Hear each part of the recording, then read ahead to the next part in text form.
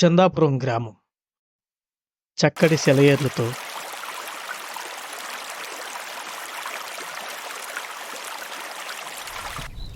అందమైన కొండలతో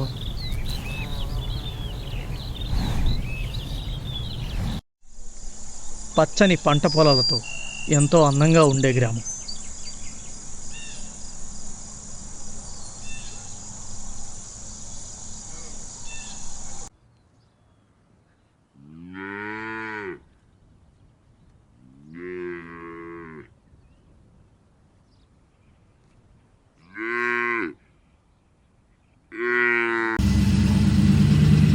చందాపురం అనే గ్రామం ఉంది.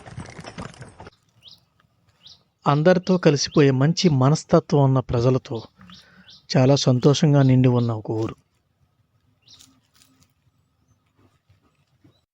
నిత్యం సంతోషంగా ఉండే ఈ ప్రజలను ఎప్పటి నుంచో ఒక సమస్య వెంటాడుతూ ఉంది.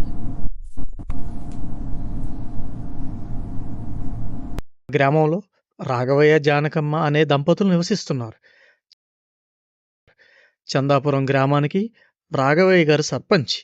గ్రామస్తులందరూ రాఘవయ్య గారు అంటే చాలా అభిమానం, గౌరవం.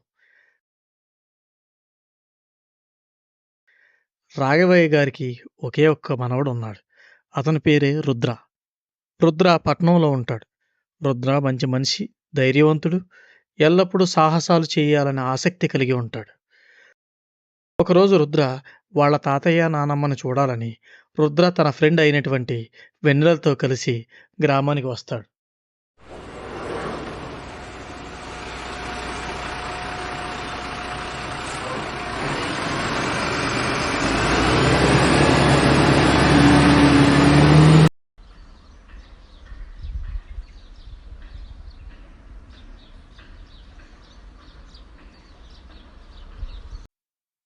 రుద్ర, ఎలా ఉన్నావు బాబు? నిన్ను చూసి చాలా రోజులయ్యిందిరా. నువ్వు మన ఇంటికి రావడం మాకు ఎంతో సంతోషంగా ఉంది బాబు. తాతయ్య నానమ్మ, నేను చాలా బాగున్నాను. మీరెలా ఉన్నారు? మీ ఆరోగ్యం బాగానే ఉందిగా?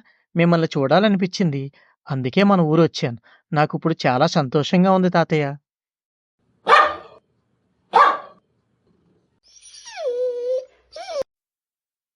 అరే టామీ, ఆగరా. రుద్రాన్ని లోపలికి రానివ్వు. రుద్రా, నువ్వంటే దానికి ఎంత ప్రేమరా.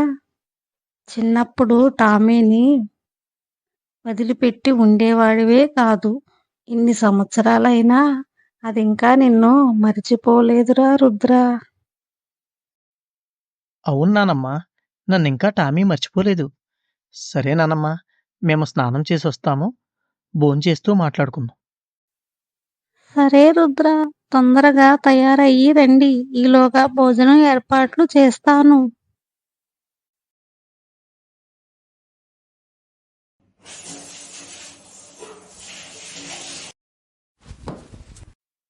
జానకి, రుద్ర చాలా రోజుల తర్వాత ఇక్కడికి వచ్చాడు.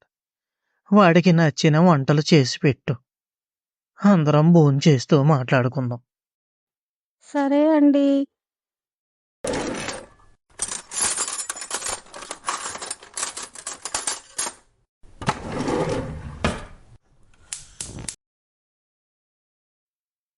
భోజనం అయిన తర్వాత ఆ రాత్రి బాగా లేట్ అవడంతో నిద్రపోయారు. ఆ రాత్రి అలా గడిచింది. చందాపురం గ్రామానికి దూరంగా దట్టమైన అడవి ఉంది.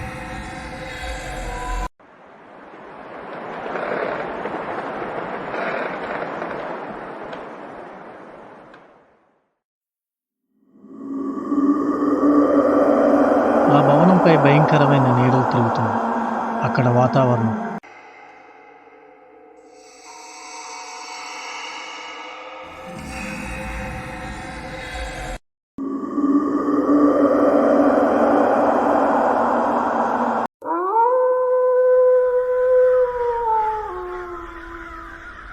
నక్కల అరుపులతో, గుడ్లగూబుల గబ్బిలాల శబ్దాలతో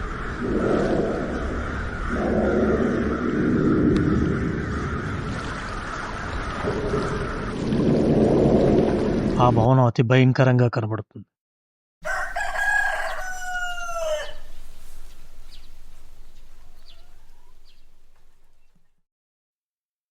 అరే!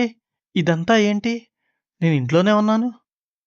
ఓ పాడుబడ్డ బంగ్లాలో అడవిలో ఎక్కడో ఉన్నట్టు నాకనిపించింది. ఇదంతా కలా? హమ్మయ్య! నిజం అనుకున్నాను. రుద్రా రుద్రా బయటికి రా. బాబు రుద్ర, నీ చిన్ననాటి స్నేహితులు జాన్, పూజ వచ్చారు. నీకోసం బయట ఎదురు చూస్తున్నారు నాన్న.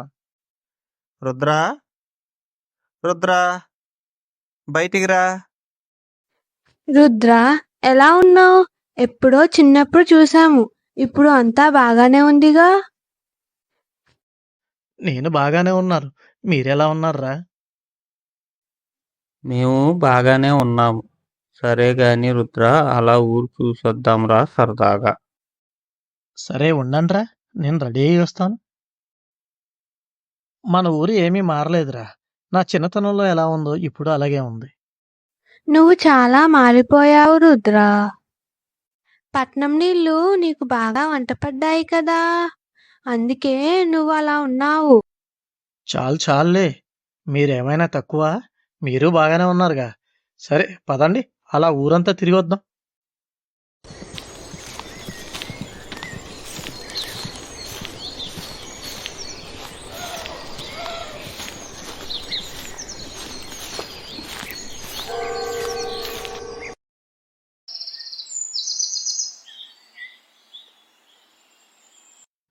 మీకు ఒక విషయం తెలుసా?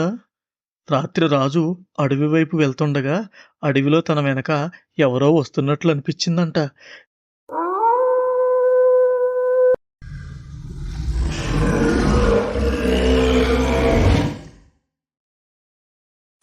అంతా నా భ్రమ అనుకొని రాజు ముందుకు వెళ్తుండ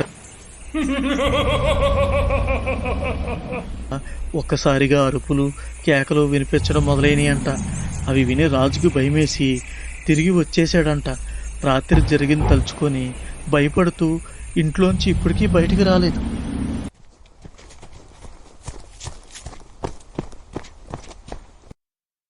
అడవిలో ఆ భవనం చుట్టూ ఏం జరుగుతుందో ఎవరికీ అర్థం కావట్లేదు.